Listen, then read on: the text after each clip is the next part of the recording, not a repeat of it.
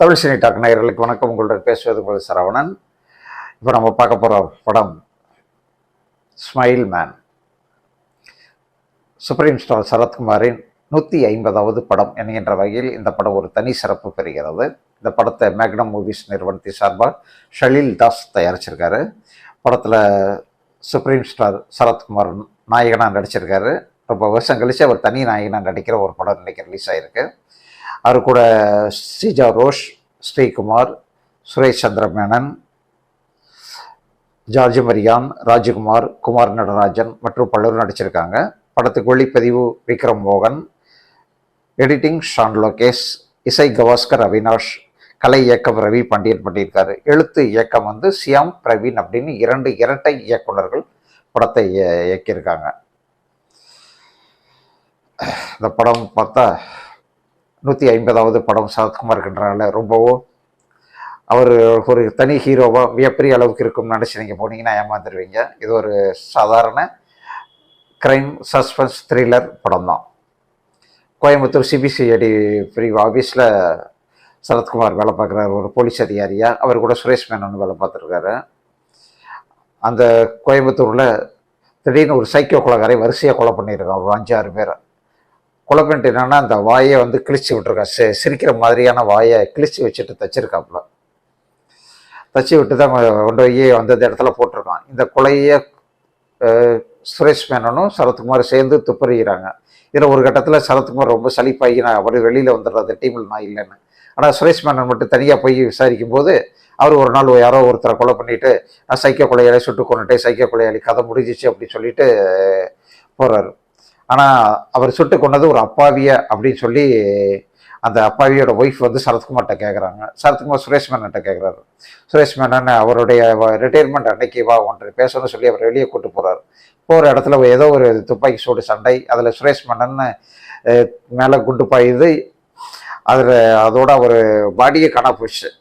அதுக்கப்புறம் இவர் சரத்குமார் கிளம்பி அங்கேருந்து தப்பிக்கிறதுக்காக கிளம்பி போகும்போது அவர் கார் ஆக்சிடென்ட் ஆகி அவர் தலையில் யாரோ தாக்கிடுறாங்க. அவர் யார் அவர் தன்னை தாக்குனது அவர் தெரியல. ஆனால் கண்மொழிக்கும் போது ஆஸ்பத்திரியில் இருக்கார். ஆஸ்பத்திரியில் அவர் என்ன சொல்கிறாங்க, அவர் தலையில் பலமாக அடிபட்டதுனால அவர் மெமரி லாஸ் ஆகிக்கிட்டே இருக்குது. இன்னும் 1 வருஷத்தில் சுத்தமாக அவர் தன்னுடைய மெமரியை இழந்துருவார் அப்படின்ட்டாங்க டாக்டர்.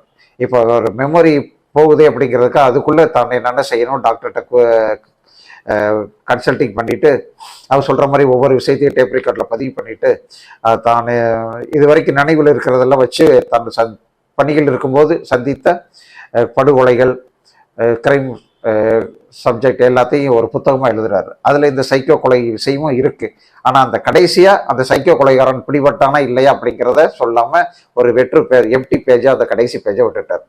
இதை பற்றி பத்திரிகையாளர்லாம் கேட்குறாங்க. கேட்டால் அவர் பதில் சொல்ல முடியல. அவருக்கு சரத்குமாருக்கு கொஞ்சம் அடிக்கடி மெமரி லாஸ் மாதிரி தலைவலி வரும், அவர் கைகாலெலாம் உதறும், ஒரு மாதிரியான பேஷண்ட் நிலைமையில தான் இருக்கார். அந்த நேரத்தில் திடீர்னு இது மறுபடியும் அந்த கோயம்புத்தூரில் அந்த சைக்கோ கொலையை ஆரம்பிக்கிறாங்க. 2 பேர் கொலை பண்ணிட்டாங்க. இப்போ அந்த கேஸில் சரத்குமாரை மறுபடியும் கூப்பிட்டு சேர்க்குறாங்க. அந்த ஸ்ரீகுமார் அப்படின்னு சொல்லி ஒரு புது இளைஞர் அந்த சிபிசிஐடி கிரைம் பிரான்ச்சில் புதுசாக வேலைக்கு சேர்றாரு இன்ஸ்பெக்டராக. அந்த ஸ்ரீகுமார் யாருன்னா சுரேஷ் மேனனோட மகன். அவர் தன்னுடைய அப்பாவோட பாடியை கண்டுபிடிக்கணும், அப்பாவுக்கு என்னாச்சுன்னு தெரியாமல் அவர் தவிச்சிட்டு இருக்காரு. இவர் சரத்குமார்ட்டே கேட்குறாரு. சரத்குமார் ஒரு கதை சொல்லி ஆஃப் பண்ணி வச்சிருக்காரு. இப்போ 2 பேர் சேர்ந்து துப்பறி ஆரம்பிக்கிறாங்க. அதை ஆரம்பிக்க கதை வேற இடத்துக்கு போய் கடைசியாக அவர் கண்டுபிடிச்சாங்களா இல்லையா, அந்த உண்மையான கொலைகாரன் யார், என்ன நடந்துச்சு அப்படிங்கிறது அந்த படத்துடைய கதை சுருக்கம், திரைக்கதை ஆக்கம். படத்தை ஒரு சஸ்பென்ஸ் கிரைம் த்ரில்லர் எந்த மாதிரி இருக்குமோ அந்த மாதிரி தான் அந்த படத்தையும் கொண்டு வந்திருக்காங்க. சரத்குமாருக்கு இது புதுமையான ஒரு வேடம். ஹீரோ, ஆக்ஷன் ஹீரோ அப்படிங்கிறனால மிகப்பெரிய அளவுக்கு ஆக்ஷன்லாம் இல்லை, மிகப்பெரிய அளவுக்கு ஹீரோயிசம்லாம் இல்லை. அவர் ஒரு நோய்வாய்ப்பட்ட ஒரு நோயாளியாக,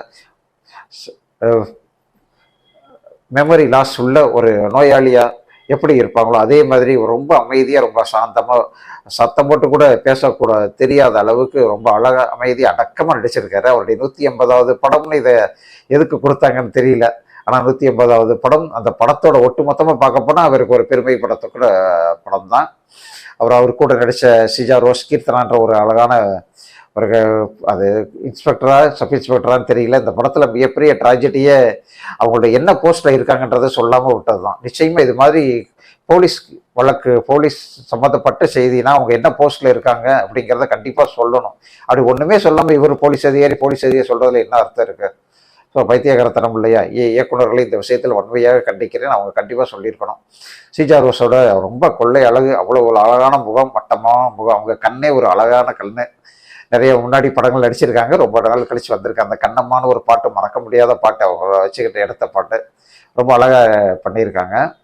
அப்புறம் ஸ்ரீகுமார் ஒரு புதுமுக நடிகர் நினைக்கிறேன். இந்த படத்துல இருந்து அப்படியே வந்திருக்காரு. ஓரளவுக்கு நடிச்சிருக்காரு. ஆனால் நடிப்புக்கான ஸ்கோப் ரொம்ப பெருசா இல்லை அவருக்கு. நடிச்சு இன்னும் ஒரு கலையரசன் ஒரு முக்கியமான கதாபாத்திரத்தில் நடிச்சிருக்காரு.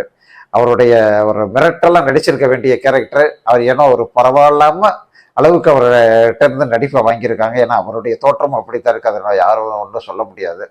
ஆனால் அந்த ஒரு சின்ன குழந்தைகிட்ட பேசிக்கிட்டே தன்னுடைய டோனை மாற்றி தன்னோடக்குள் இருக்கிற ஒரு சைக்கோ தளத்தை காட்டும் போது ரொம்ப பிரமாதம் மிரட்டியிருக்காரு கலையரசன். அந்த ஒரு காட்சிக்கு பாராட்டுக்கள். அதை இயக்குநர்கள் திறம்பட இயக்கியிருக்காங்க.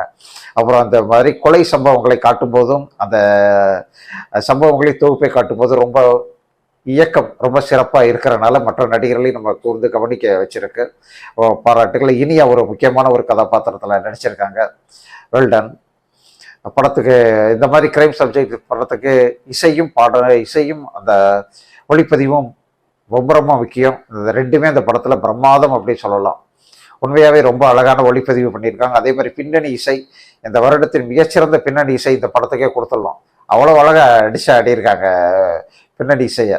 ரொம்ப அழகாக நம்ம மென்மையாக தூக்கி கண்டிப்பாக இந்த பக்கம் அந்த பக்கம் நகரக்கூட விடாத அளவுக்கு ஒரு பின்னணி இசையை கொடுத்து நம்மளை உசுப்பி விட்டுக்கிட்டே இருக்காங்க. படத்தில் கடைசி வரைக்கும் பார்க்க வச்சுருக்காங்க.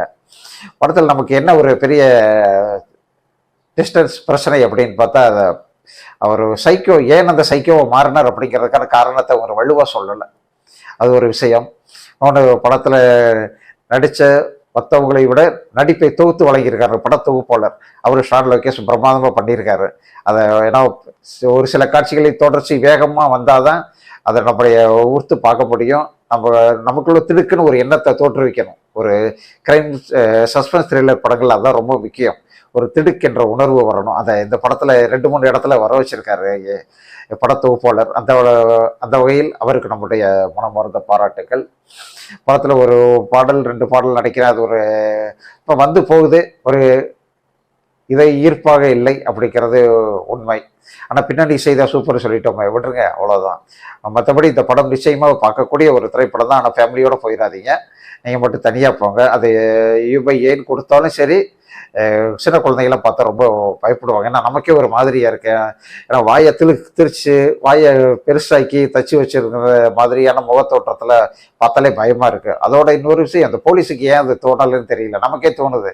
இந்த மாதிரி வாயை கிழிச்சு வச்சு தச்சு வைக்கிறேன்னா ஒன்று மார்ச்சுரியில் வேலை பார்க்குறவங்களால தான் இதுக்கு தெரியும்.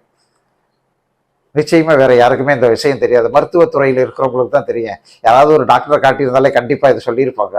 அதை ஏன் இயக்குனர் இதில் அழுத்தமாக சொல்லலை அப்படின்னு தெரியல. அது இந்த வகையில் இது ஒரு லாஜிக் இல்லை, மீறல்னே சொல்லிக்கலாம். பட் ஒரு கிரைம் சப்ஜெக்டாக இந்த படம் பார்க்கக்கூடிய ஒரு திரைப்படம் தான். தியேட்டரில் போய் பாருங்கள். நன்றி, வணக்கம்.